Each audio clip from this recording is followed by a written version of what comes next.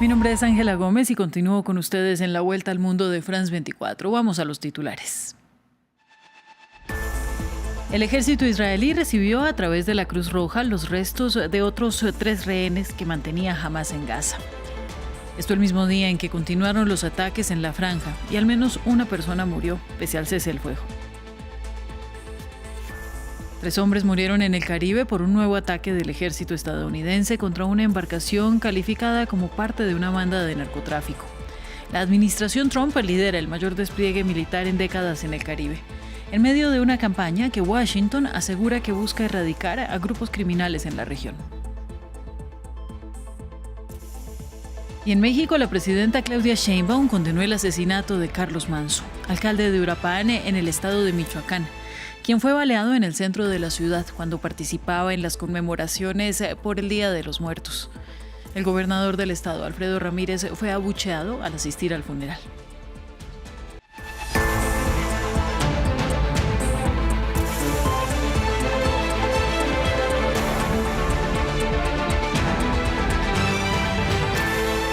Empezamos en la Franja de Gaza. El ejército israelí anunció que recibió de la Cruz Roja los restos que entregó Hamás y pertenecerían a otros 3 rehenes del grupo islamista que mantenía en el enclave palestino. Esto en medio de la desconfianza suscitada luego de que 3 cuerpos previamente entregados el viernes no pertenecieran a ningún secuestrado, según el análisis forense. Entre tanto, este domingo continuaron los ataques de Israel, que dejaron al menos un muerto. Y el Ministerio de Sanidad de gazatí señaló que ya son 236 palestinos fallecidos en ataques desde la entrada en vigor de la tregua.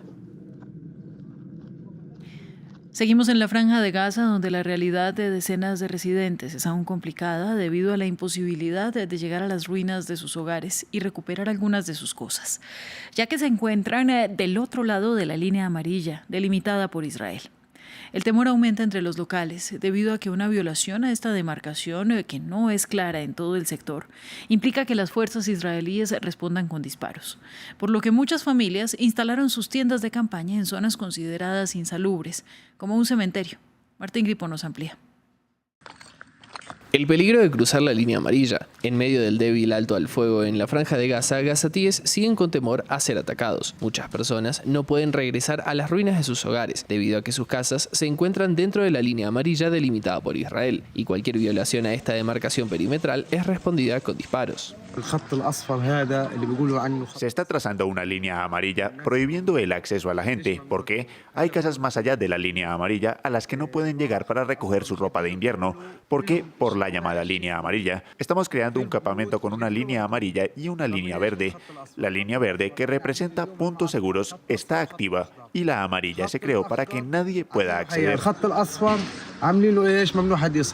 Equipos de la Cruz Roja y rescatistas egipcios son los únicos habilitados a cruzar esta línea amarilla. Israel autorizó que en esa zona se busquen los cadáveres de rehenes israelíes que aún no fueron entregados. Hamás advirtió por la dificultad de localizar cuerpos en medio de la destrucción. En otro punto de Gaza, un cementerio es ahora un campamento de desplazados.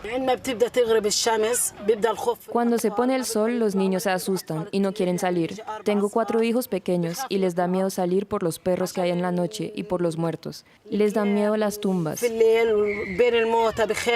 La vida es muy difícil, a pesar del alto el fuego. No hemos podido volver a nuestras casas porque están en zona de peligro. Las agencias de ayuda humanitaria denuncian que las condiciones de vida siguen siendo preocupantes. La falta de alimentos, agua potable y otros suministros esenciales siguen siendo escasos.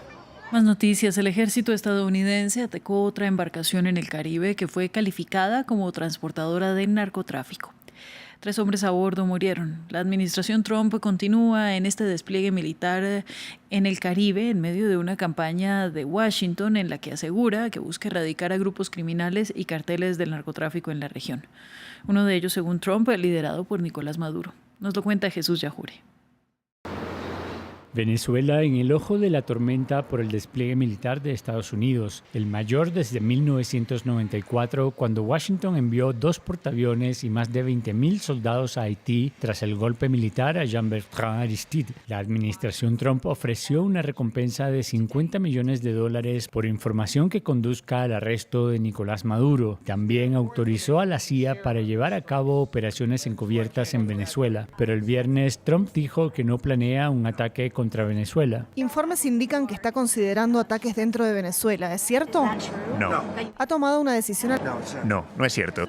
Mientras tanto, la militarización de la región es un hecho. Según la agencia Reuters, Estados Unidos prepara operaciones que podrían respaldar acciones en Venezuela. Además, moderniza la antigua base naval de Roosevelt Roads en Puerto Rico y construye instalaciones en San Juan y en Islas Vírgenes. Un despliegue militar que comenzó en agosto con el envío de aviones de combate F-35, 13 buques de guerra y 5 de apoyo, submarinos nucleares y miles de soldados. 3 buques destructores con misiles guiados también han sido enviados a la región. Al menos una docena de aviones espía ha sobrevolado sobre la costa de Venezuela, lo que expertos afirman es un esfuerzo por recopilar inteligencia en la región. Más recientemente, Estados Unidos anunció el traslado del portaaviones Gerald Ford, el más grande del mundo, que zarpó desde el Mediterráneo armado con misiles cruceros Tomahawk, bombarderos B-1 y B-2 y fuerzas especiales. Funcionarios estadounidenses dijeron a The Wall Street Journal que en caso de ataques, Estados Unidos se centraría en objetivos militares usados en el tráfico de drogas, el supuesto nexo entre narcotraficantes y el gobierno de Nicolás Maduro. El sábado, Rusia denunció como excesivo el uso de la fuerza militar en el Caribe y reafirmó su respaldo a Venezuela, con quien ha firmado acuerdos de cooperación. El portavoz del Kremlin, Dmitry Peskov, admitió contactos con Caracas sobre una eventual ayuda a Nicolás Maduro. En la localidad mexicana de Uruapan se desarrolló la procesión fúnebre del alcalde Carlos Manso, asesinado en un ataque en medio de la celebración por el Día de los Muertos. La autoridad local era crítico de las organizaciones criminales y había recibido amenazas contra su vida. El gobierno mexicano advirtió que investigará hasta encontrar a los culpables. Ramiro Cuellar Verena nos amplía. Estas son imágenes de la última aparición con vida de Carlos Manso, alcalde de Uruapan. Minutos después, en medio de la celebración por el Día de Muertos, fue asesinado por sicarios. El hecho reflota el problema de la violencia contra políticos. Condeno con absoluta firmeza el vil asesinato del presidente municipal de Uruapan, Carlos Manso. Expreso mis más sinceras condolencias a su familia y sus seres queridos, así como al pueblo de Uruapan ante esta irreparable pérdida. Hoy convoqué al Gabinete de Seguridad para garantizar el apoyo a Michoacán y que no haya impunidad. Este domingo se desarrolló la procesión fúnebre, donde concurrieron cientos de habitantes de la localidad. Según informó el ministro de Seguridad, Omar García Harfuch, ya localizaron al atacante, aunque su identidad aún no fue revelada. Condenamos enérgicamente este crimen y tengan la certeza de que no habrá impunidad. Como en otros casos, llegaremos hasta las últimas consecuencias para que este acto cobarde sea plenamente esclarecido y todos los responsables sean detenidos. Manso era alcalde de Uruapan desde septiembre de 2024. Siendo un crítico del crimen organizado, había denunciado amenazas contra su vida en repetidas ocasiones. Uruapan, en el corazón de Michoacán, es una ciudad clave en la producción de aguacate, un producto solicitado por el auge de las exportaciones a Estados Unidos, y se ha convertido en zona de disputa de grupos criminales que buscan apoderarse de esta industria. Republicanos y demócratas se mantienen en desacuerdo y, por tanto, sigue el cierre de gobierno en Estados Unidos. Donald Trump presiona a los republicanos para que modifiquen las reglas del Senado y pongan fin al cierre. La secretaria de prensa de la Casa Blanca, Caroline Leavitt, declaró el domingo que Trump habló con el líder de la mayoría del Senado, John Thune, y con el presidente de la Cámara de Representantes, Mike Johnson. Sin embargo, los republicanos han rechazado las peticiones del mandatario. Argumentan que la regla, que exige 60 votos para superar cualquier objeción en el Senado, es vital y ha permitido bloquear las políticas demócratas cuando están en minoría. Leavitt afirmó el domingo que los demócratas son unos fanáticos que no han dado ninguna señal de ceder. Y Shein, el gigante chino del comercio en línea, vuelve a ser objeto de críticas. La autoridad encargada de la lucha contra el fraude ha denunciado ante la justicia la venta de muñecas sexuales con carácter pedopornográfico, es decir, muñecas con apariencia infantil. La marca afirma que las retiró de su plataforma, una polémica que estalló tras una investigación del diario Le Parisien y que surge pocos días antes de la controvertida apertura de la primera tienda física de Shein en París. Según el diario Le Parisien, en la página web del gigante chino Shein se venden libremente muñecos sexuales pornográficos con la apariencia o aspecto de niños. La Brigada Francesa contra el Fraude ha anunciado que ha informado de ello a la Fiscalía de París. Esta muñeca se ofrecía a un precio de 186 € en el sitio web de comercio electrónico de Shein. Su descripción y categorización en el sitio web no dejan lugar a dudas sobre el carácter pedopornográfico de los contenidos.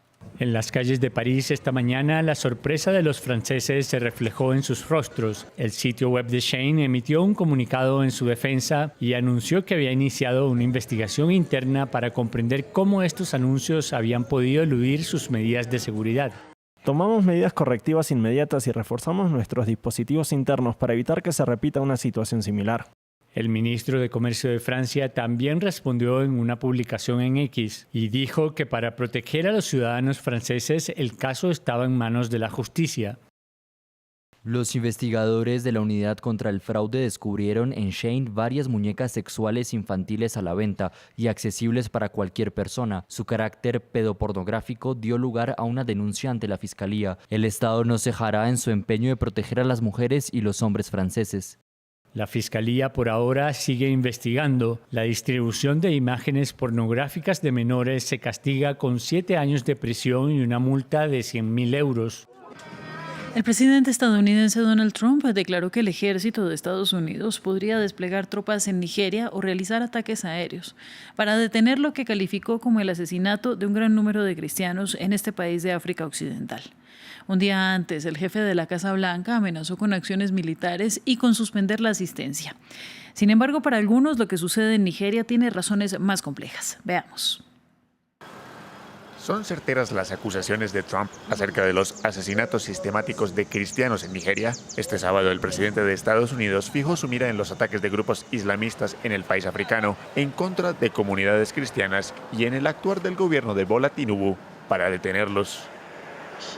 Si el gobierno nigeriano continúa permitiendo el asesinato de cristianos, Estados Unidos suspenderá de inmediato toda la ayuda y asistencia a Nigeria y podría entrar en ese país, ahora deshonrado, con armas en mano, para aniquilar por completo a los terroristas islámicos que cometen estas atrocidades.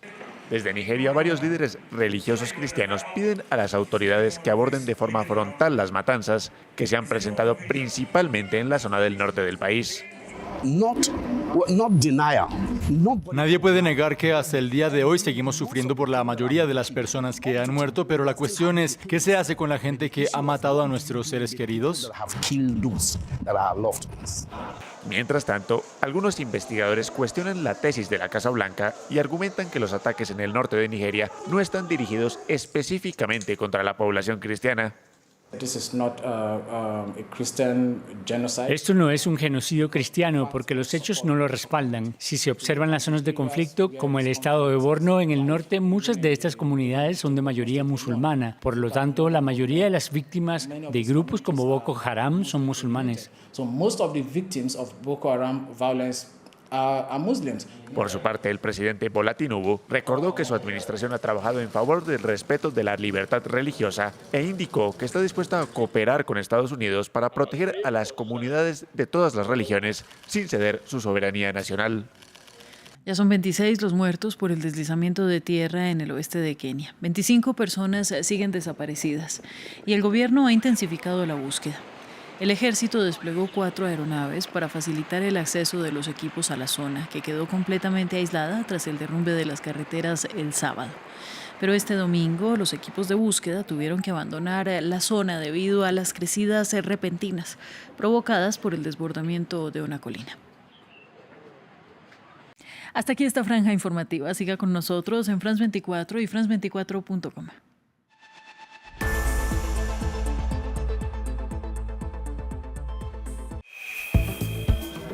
En un instante, deportes.